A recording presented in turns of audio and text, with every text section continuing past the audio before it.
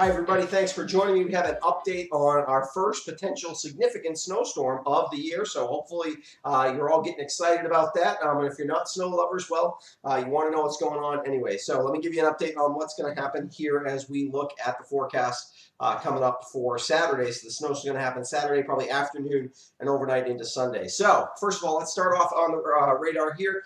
As you can see, we have some rain that's headed across our area today. We're still on the warm side of things. We're actually going to get into some of this warmth that you can see here just south of the Great Lakes tomorrow, and then on Friday, we're going to swing a piece of this storm through. It's going to push some of this cold air that we see here across the upper Midwest. It's not real cold, but cooler air, and tap a little bit of the cold air in Quebec, sink down some cold air, and then a secondary low pressure system is going to form along basically a stalled out front and kind of swing through south of New England and give us some moisture on Saturday that will be mostly in the form of snow. So let's take a look at what's causing this to happen. First of all, our storm, which is going to be it's getting going here across the upper Midwest right now. This has some serious, you want to talk about upper level energy, this storm has it in spades, which is why this is going to be a massive wind producer across the upper Midwest. Really big problems out there, probably some more severe weather outbreaks, hopefully nothing like what happened in Kentucky last week.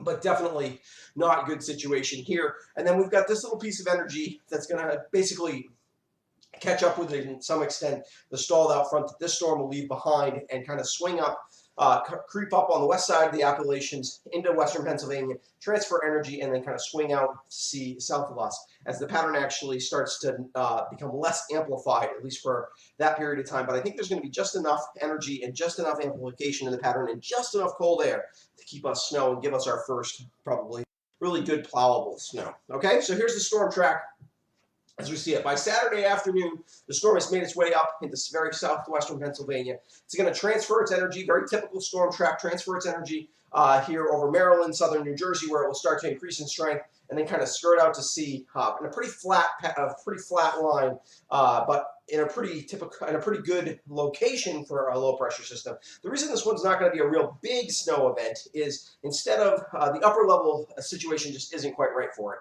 If we had a lot of times when you have a storm like this, it'll transfer a little actually further east of this, but then it'll ride in more of a southwest and northeast direction up into the Gulf of Maine, and that really puts us in the heaviest storm track for snow. It also gives us storm more of a chance to really develop. That usually means that the trough is much sharper, which is why it has more upper level support. This one will be lacking in that direction a bit, but it will have a big temperature gradient, which will help push some snow into our area, basically overrunning warmer air, overrunning colder air. But unfortunately, along with that will bring the opportunity for sleet. Sleet will happen. The question is, does it happen in western Massachusetts? Does it happen in northwestern Connecticut? Or does it make it up into southern Vermont? Right now, I think the sleet line will struggle to get much past the Massachusetts-Vermont border, but that is not a guarantee. We're going to talk in a little bit about what we can lock in basically about this forecast and what's still a debate. And certainly whether or not we're going to get sleet here in southern Vermont is very much up for debate still. And that will affect our snow totals. Also, exactly how much precipitation we're going to get will also affect snow totals.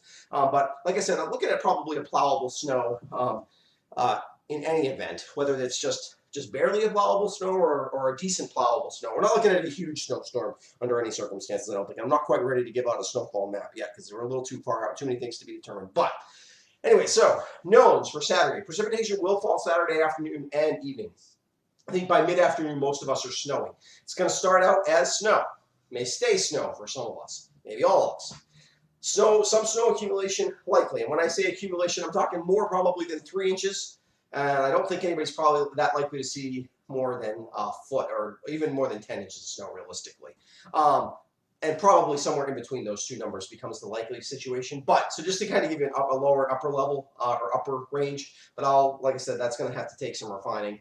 Travel will be difficult Saturday evening, late afternoon and evening. That's pretty much locked in. And precipitation should conclude by Sunday morning. Now, before I show you the unknowns about the storm, I want to give you an opportunity to subscribe to my YouTube channel. That's going to be helpful over the next couple of days, because what that's going to give you an opportunity to do is know when I'm going to go live, specifically, because I'll schedule those out probably sometime tomorrow evening. I will go live. I'll probably also have another storm forecast out tomorrow, and then on Friday morning, I'll definitely have a forecast out, and I'll probably go live again on Friday night because I want you to know what's going to happen. It's our first snow of the year. Everybody's excited to hear what's going on. So I want to give you that opportunity. But the best way to find out about that is to subscribe and also hit the bell next to the subscription. That'll help make sure you get like email or a push notification on your phone to know that I am that a new video by the weather guy is out, or that I'm going live and when I'm going live. Okay, so do that if you haven't done that before. If you have, thank you very much. Okay, in terms of unknowns for the storm, if, when, or where precipitation will mix with sleet, definitely an unknown yet. Like I said, tough to tell still this far out. How much precipitation will we get? Do we get the equivalent of a third to half an inch of precip, or do we get half an inch to 3/4 of an inch of precip? And that makes a big difference, obviously, on snow totals. If there will be a north-south gradient to snow accumulations, that will almost certainly be the case, but the question is it's going to be a kind of a sharp cutoff. A couple of the models have indicated that northern parts of Rutland and northern parts of Windsor County may kind of miss out on the heaviest of precipitation, although it will probably be lighter and fluffier there, so accumulations may actually be similar even if it's lighter. And there are some models that give this precipitation even up into further northern Vermont. How difficult travel will be Sunday morning? I think early Sunday morning probably a little difficult, but we'll have to see how long snow lingers on Sunday morning and how sticky the snow will be. Excuse me. Is this going to be a heavy wet snow event? Probably that's the more likely scenario, but it may not be pasty like some of the last storms, maybe a little fluffier. So that's what we need to figure out still. I'm going to give you, like I said, I'll have a forecast update tomorrow morning, probably a live update where there'll be opportunities to ask me questions on Thursday evening, another live update with your weekend forecast on Friday, and then another forecast on Friday morning, another live update on Friday night. So I want to make sure you got lots of opportunities to ask questions, things like that. Keep up with what's going on here. If you want to help out, support me doing this kind of stuff, particularly when the weather gets interesting, when it gets impactful in your life here in Southern Vermont, you can do that by becoming a patron. I'll leave, there's a video at the end of this video that will pop up. You can click to that video. It kind of describes what it means to become a patron, how you can support financially what I do here at The Weather Guy. Thanks for joining me, and thanks for your support. And hopefully we see some snow. It'd be nice for all the ski areas. Certainly be nice to have some snow on the ground for Christmas. And if you don't like the snow, well, sometimes once in a while, those snow lovers here, we get to win one in Southern Vermont. All right, thanks for joining me, and we'll see you again soon.